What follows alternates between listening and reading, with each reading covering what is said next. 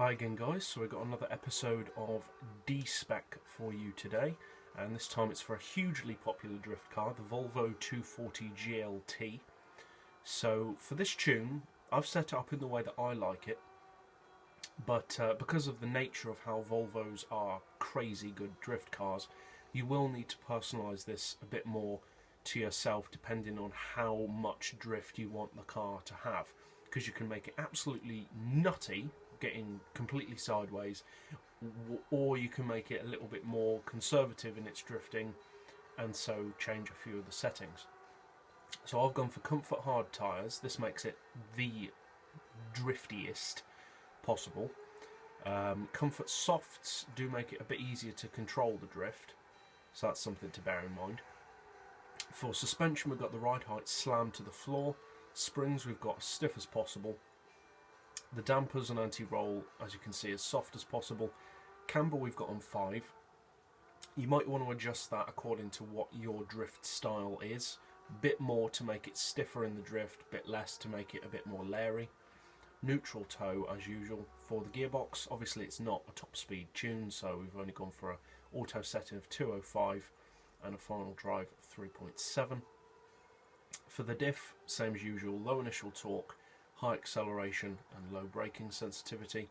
All the power upgrades obviously. Unfortunately it doesn't have as much power as some of the other cars that I've done in this series, so you do have to kind of work it to drift, whereas cars like the Blitz Skyline, they've got more than enough power. I've fitted NOS. You don't really need NOS, so that's just personal preference. And obviously you want weight loss because it is a pretty heavy car. Traction control is off, obviously, and I've actually already done a run in this car, so I'll just put that on instead of driving it. So yeah, like I said, hugely popular drift car, the Volvo 240, in real life and on the game. And it's easy to see why. I mean, it is a great drift car.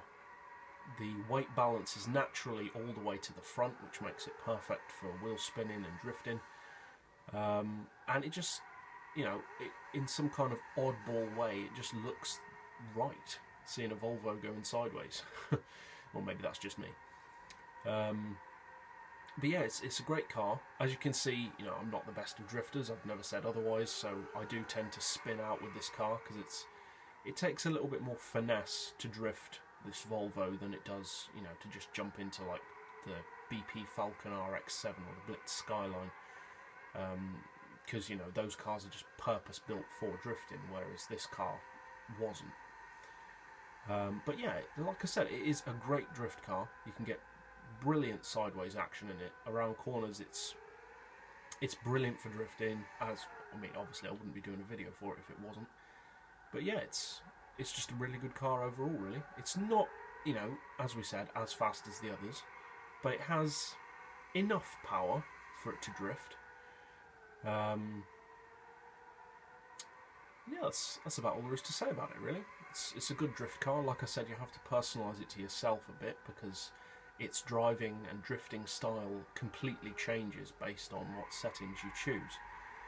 But yeah, it's probably, I'd say, the best, or at least one of the best normal level, normal drift cars in the game. So yeah, hope you found this tune setup helpful. If you did, feel free to subscribe, and as always, thanks for watching.